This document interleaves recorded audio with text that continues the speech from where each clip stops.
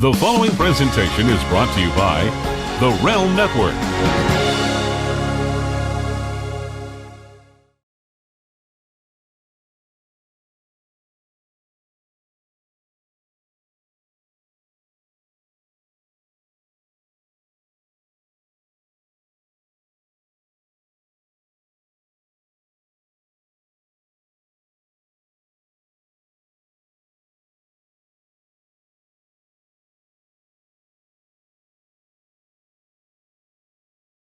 The Attitude Era is widely considered by many as the greatest product the WWE has ever had. Now, relive the entire journey with exclusive commentary, insights, and episodic discussion with head writer Vince Russo.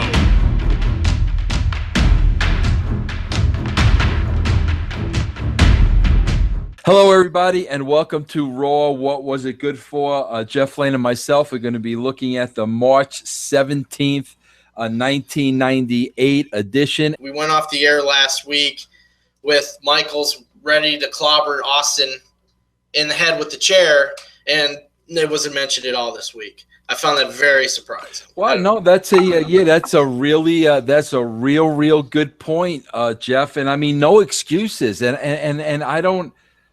I don't know why, bro. I don't know. Like, obviously, there had to have been a reason neither one of those guys were on the show.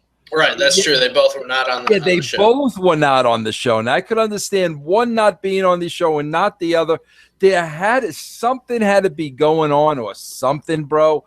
But, still, that's no excuse. We didn't follow up on it. We should have followed up on it. But I'm really awed that neither Sean or Austin were on the show, bro. I just wish my memory was a lot sharper than it was, because I don't know why they wouldn't have been on the show.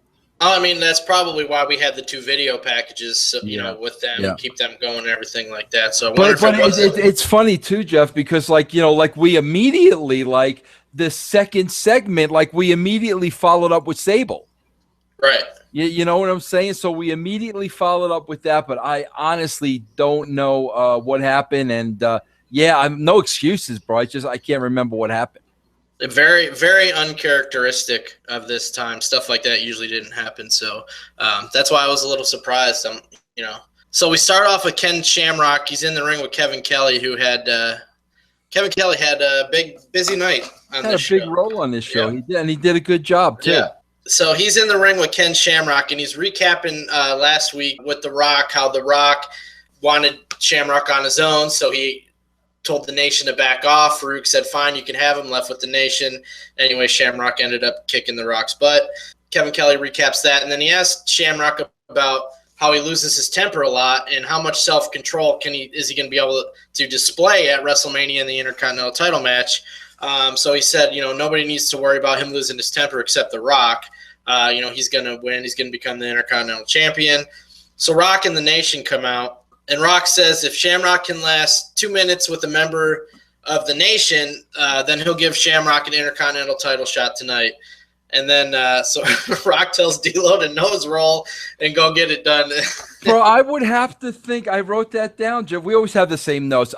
Bro, I'm wondering if this is where he coined the phrase "know your role and shut your mouth." Because remember, bro, we're watching episodes from the past.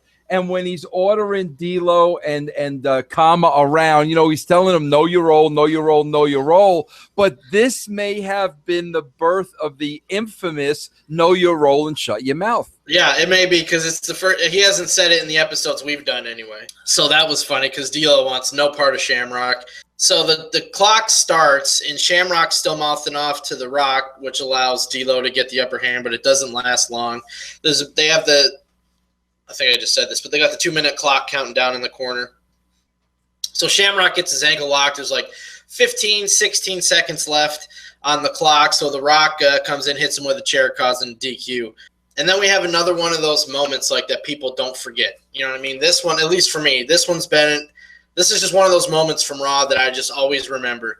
Ken Shamrock on his knees begging The Rock to hit him, and The Rock absolutely waffles him in the face. I know you can't see a clear shot of it, but you can hear it. It sounded vicious, looked vicious anyway. The cut was in a weird spot, so it may have been legit. I don't know. But great moment. Just showed how, I mean, I thought this made Shamrock just look like tough as hell. Like, come on, bring it on. He said, like, you MFer and stuff, and Rock absolutely waffled him.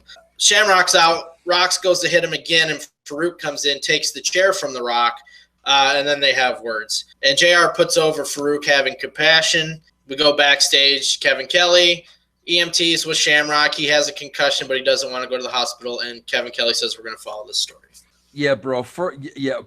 I gotta tell you, Jeff. I'm telling you, they're gonna get themselves in trouble by not looking. They're just putting these episodes up on a WWE network. They're not watching the network the episodes before they put them up, bro. Can you imagine? Did you take a note of what Shamrock said to D'Lo?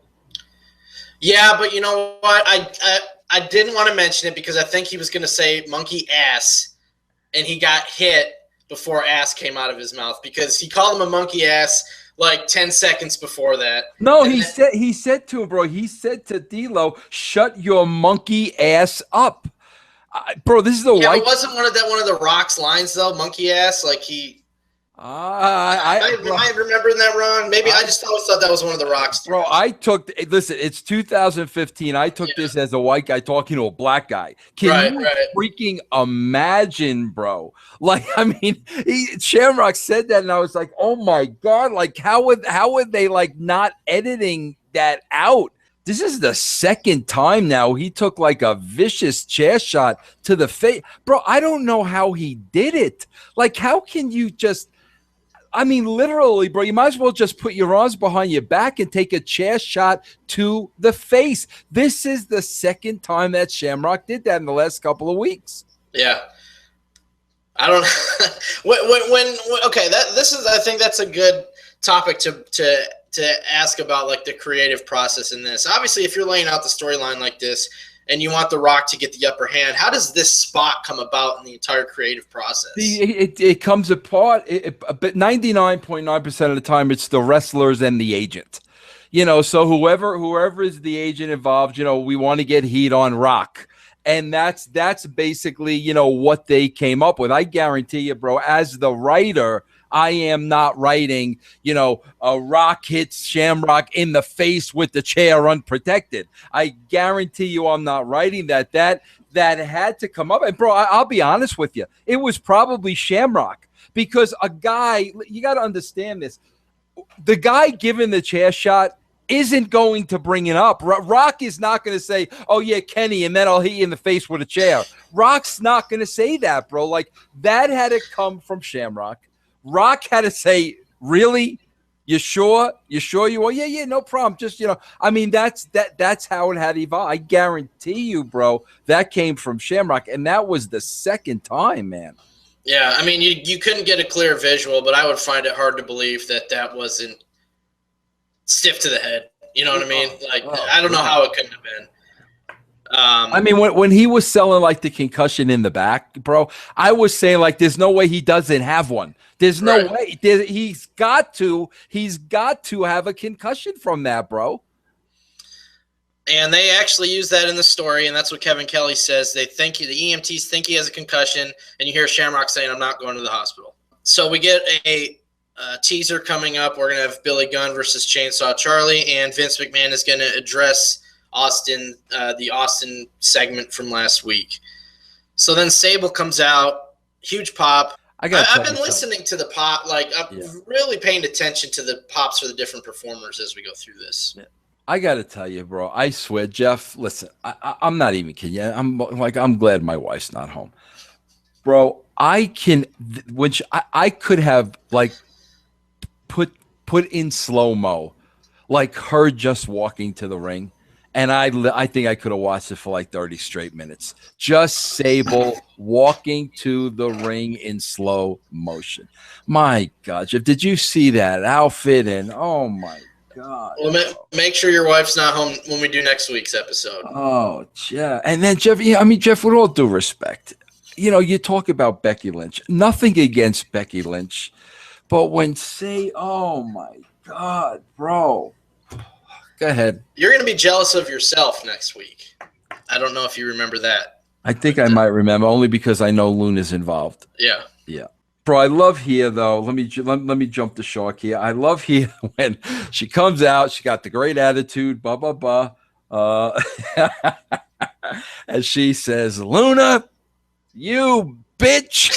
And JR says, well, we might as well cut right to the chase. Bro, I popped. That was brilliant on JR's. I thought that was so funny, bro. Yeah, JR's just as entertaining as the rest of the show. Oh my God, but he does not. Bro, you know what the sad thing is, bro? With the internet wrestling community, JR gets all the credit for all the wrong reasons. You know what I'm saying? That internet wrestling community, bro, who's got a pole vault stuck straight up their backsides. They're putting JR over for his fake wrestling announcing. His sense of humor is going like right over their heads. Like they're not even hearing JR's sense of humor. And he was freaking brilliant, bro. Brilliant. Then the Phoenix Suns gorilla comes down from the ceiling. Like, I knew something was coming from this, you know what I mean? Because it was so like corny. I'm like, okay, I don't know. I didn't remember this part. I don't remember what happened, but I just knew something was going to happen with this thing. So he goes on commentary, of course, doesn't say anything. And then Tom Brandy's in the ring and Tennessee Lee's in the ring, and he introduces Jeff Jarrett. So Jarrett beats Brandy real quickly with the figure 4. And you're right about them not watching these because and I even text you about that. Yeah. And I went back and I saw, and yes, you were right at that mark. Yes. Yep. Someone yells the F-bomb really loud here. It was Brandy. Yeah. And it like what surprised me was this wasn't even a live Raw. Like this was a tape delay because it was on a Tuesday and it still made it through. You know what I mean? So I don't know. I thought that was funny. I get a kick out of stuff like that. I just want to point out, because like we'll always skim over this because, Jeff's kind of like a B actor on the show. So we'll always skim over it. But you got to see a little taste here of, bro, Robert Fuller, Tennessee Lee was a great freaking talker. You know what I mean, bro? Everybody talks about, the Paul Heymans of today and Jim Cornette and all that stuff. But what a he was a absolutely great talker. And I just I gotta give props to Jim Johnson again, because Double J's music is so freaking bad that it's tremendous. It's so tremendous, bro. And this was one of the things, bro. This is where like Jeff has a very short memory, and sometimes it pisses me off. But this is where, like, bro, I'm not gonna lie to you. He was my friend, and every week I was looking for a different way to bring him on the show. And here he was riding his horse. The outfit is work. Remember last week it wasn't all lighting up, bro? Well, obviously this week it was work. The outfit was lit up. But God, bro, this is what I'm talking about. That's time, effort, and money put into a character. You know what I'm saying, bro? From the outfit to the horse to Tennessee Lee to the whole thing, that's investing in a character, So we go back to Kevin Kelly, and he's confirming Shamrock's on his way to the hospital, and you see him on the background on a gurney being taken off by the EMTs. So then The Rock interrupts and says now they need to find someone worthy to face him at WrestleMania. Shamrock's going to have to enjoy it from the comfort of his own home. Video of Shawn Michaels and Steve Austin. Mm-hmm. Very long, very well done. It must take forever to put. How many clips they use in this? You know what I mean? Like, bro, Will used to do that for TNA. My son Will used to do that for TNA. Bro, you have no idea the amount of we take those for granted. You have no idea, bro. Bro, first of all, when the footage is originally shot, everything has to be logged by category, what it is. So when they want to put a package together, they could go back and find it. And bro, those guys look at hours and hours and hours of video for a 2-minute piece. People have no idea we take that for granted. After the video, they another tease Vince McMahon addressing Austin's comments coming up. The gorilla's in the ring again. Now I really knew, okay, this is ridiculous. Something's going to happen to this guy. So we have a handicap tag match, 3-on-2, the Rock and Roll Express with Jim Cornette versus the Headbangers, who are the NWA Tag Champs. And they I like this story note they threw in real quickly, though. Michael Cole, I think it was, said that Cornette's so confident that he gave Barry Windham the night off. Right. So to explain why Barry Windham wasn't there for that. So the Headbangers win pretty quickly with their stage dive move. And then Bob Holly and Bart Gunn run in, and they attack the Headbangers. But Cornette gets the microphone, and he talks about how the fans have been wanting him to bring back the Midnight Express. Well, he says this is the new Midnight Express, and he calls Holly and Gunn Bombastic Bob and Bodacious Bart. And then he has them, the new Midnight Express, take out the Rock and Roll Express because he blames them, says it's their fault that the Headbangers are the NWA Tag Champs. Bro, I swear, I was watching this. I didn't remember the new Midnight Express at all. And like Kevin Kelly, I think it was Kelly who said like they hadn't been on in months or for a really long time. I swear, I didn't remember that at all. Let me give it a line of the night next. All right. Yeah. All right, we got the gorilla in the ring. Okay, goofing around, doing whatever he's doing. Okay. Kane's music hits. Right. JR goes, wait a minute. Oh no.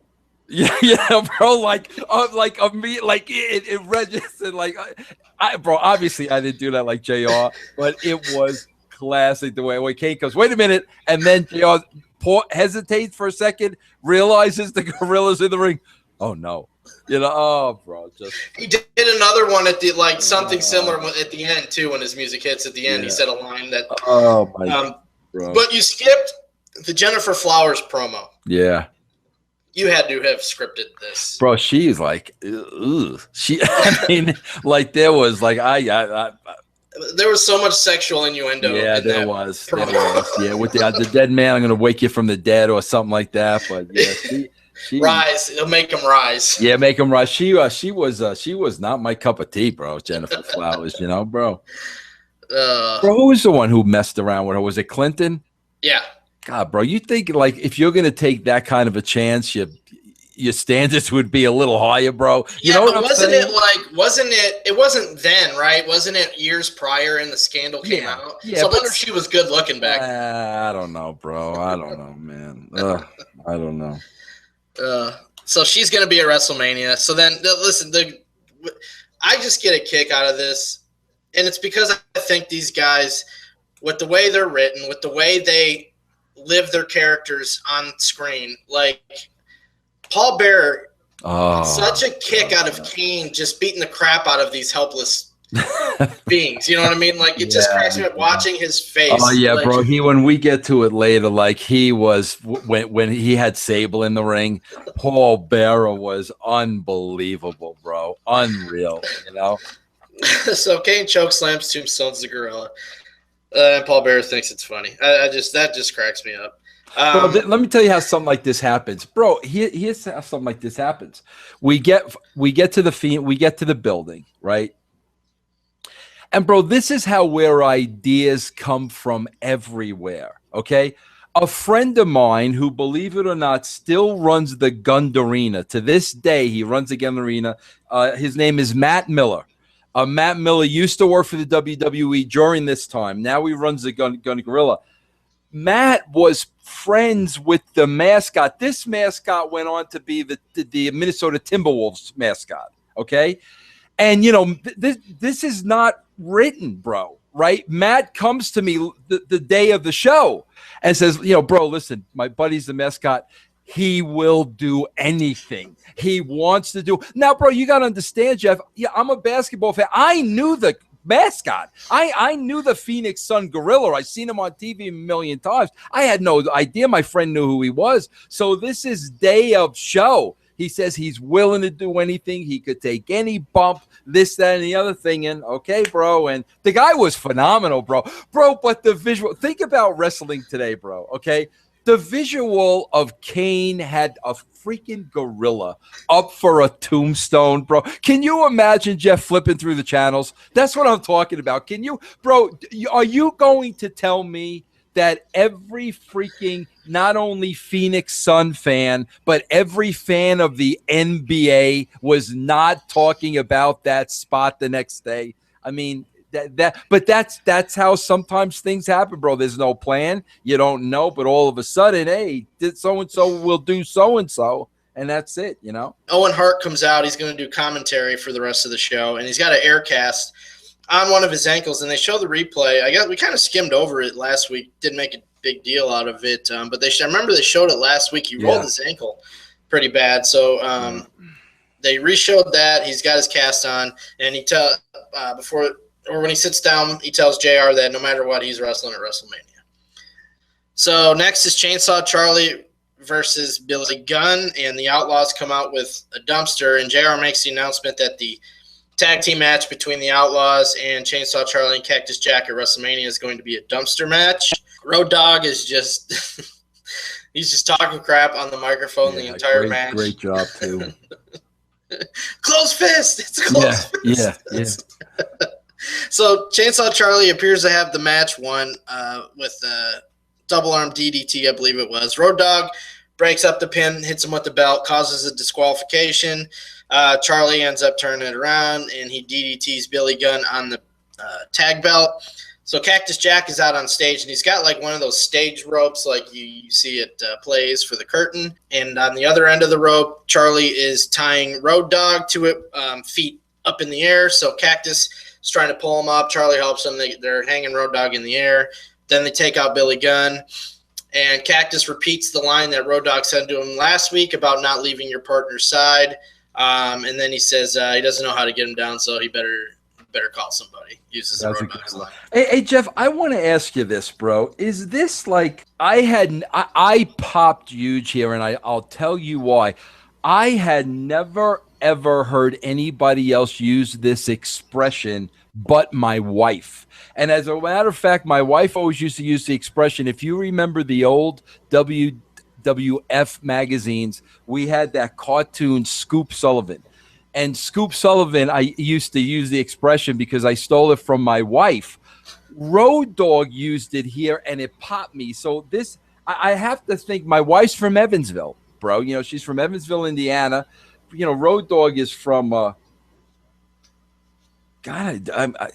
mean, I know he was in Florida, and I don't know. But anyway, bro, he used the term G-Manitli. And my wife uses that like all the time. Were you familiar with that term from Evansville? No, like I always thought like it was a thing like Southern cartoon characters said. Yeah, no, like my wife used to use that all the time when he used it here. I never heard anybody else say it before outside of my wife. Yeah, I don't think I've heard anybody say it in real life. Yeah, I thought that was phenomenal. G-Manitli, yeah. And we go to commercial, come back. So Luna's backstage with Goldust, and JR asks her if she's going to accept Sable's challenge. And she says nobody tells her when she's going to do stuff. She's going to give Sable another makeover tonight, but it will be when she decides to. So then we go to Vince McMahon coming out to the ring to a chorus of boos. Kevin Kelly, I thought, like you said, he did a great job.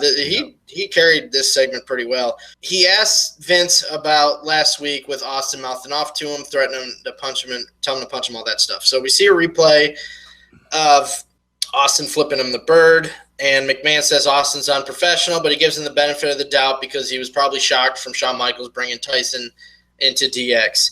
They showed the replay of him telling him to hit him. Kevin Kelly asked Vince why he didn't hit Austin, and Vince says because he was saving the main event at WrestleMania because Austin couldn't have competed with a broken jaw. I love that because this is like Vince starting to become like a jackass. And then he followed that up. Yeah. Who knows what would have happened if I took Austin down? This is Vince solidifying himself as a heel right here. He never did anything heelish before. This is it. Right here, he said, I'm a heel now, and we're going to take advantage of this for the next, whatever it was, 3-4 years.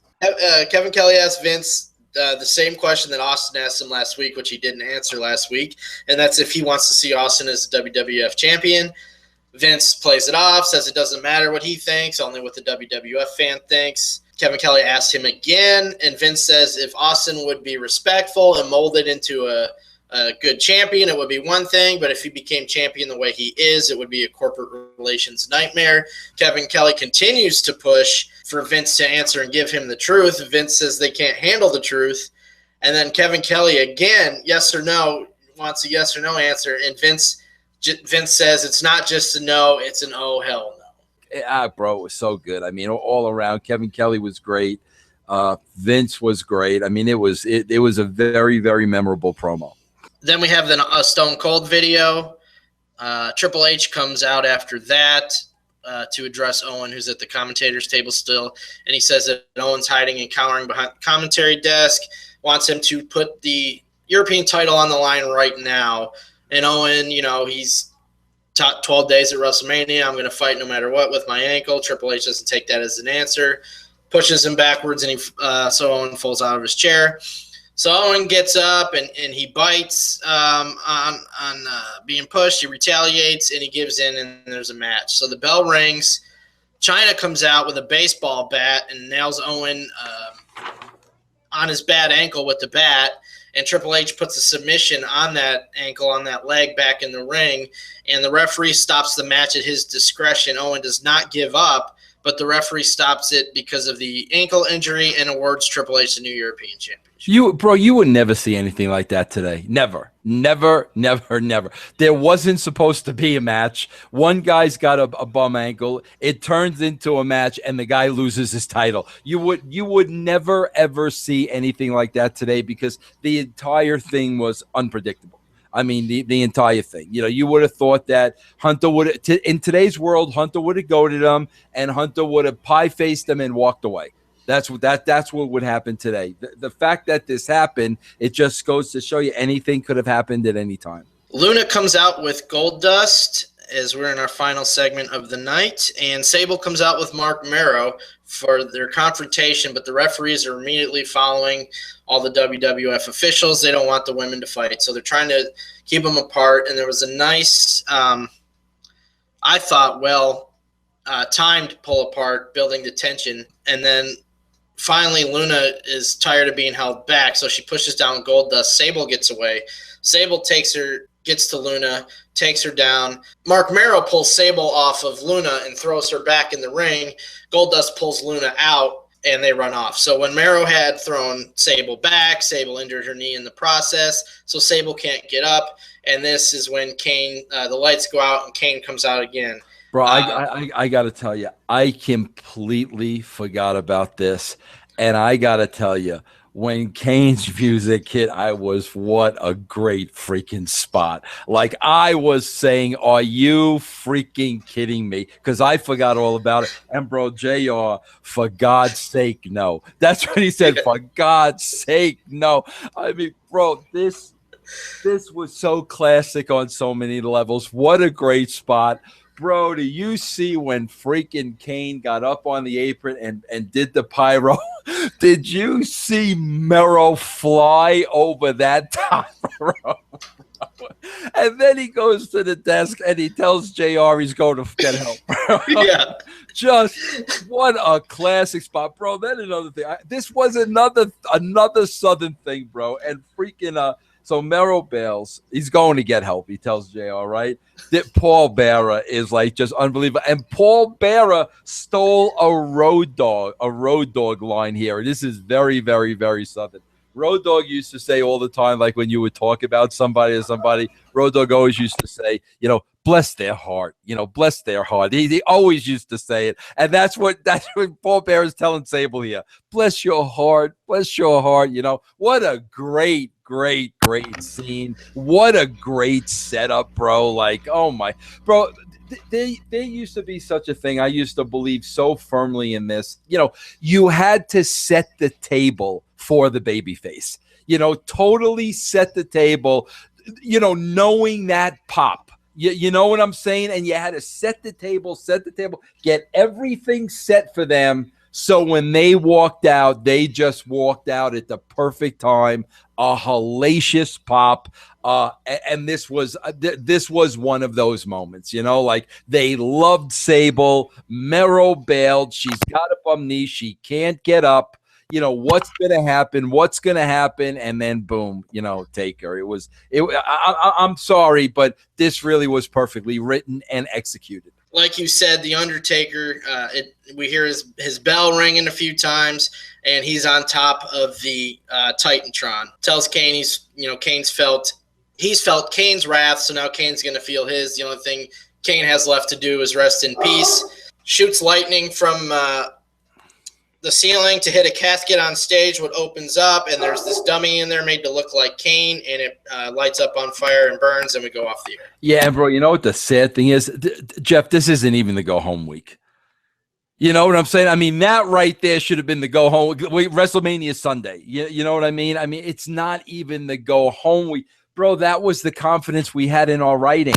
Yeah, that was great, but we'll come up with something even better next week. You know what I'm saying? To people, that would have been hot-shotting, bro. Yeah, bro, it's hot-shotting when you can't top it. When you know you can top it and you have the ability to top it, and, you know, you just keep topping it every week, you know? But, man, that was like I said, bro, I forgot all about him coming out at that spot. What a great spot that was.